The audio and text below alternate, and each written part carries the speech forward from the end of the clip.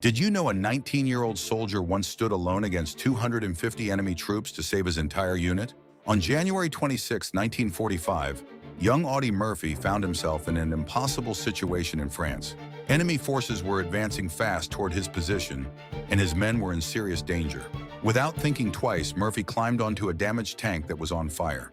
The vehicle was loaded with explosive materials that could go off at any second, but Murphy didn't care about the risk.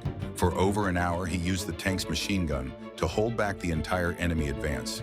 He even called for artillery support to strike near his own position. Murphy was wounded in his leg during the fight, but he refused to give up. He stayed on that burning tank until help arrived, saving every single person in his unit from being overwhelmed. This incredible act of bravery earned Murphy the Medal of Honor. He later became a famous Hollywood movie star, but this moment in France remains one of the most amazing examples of courage in history.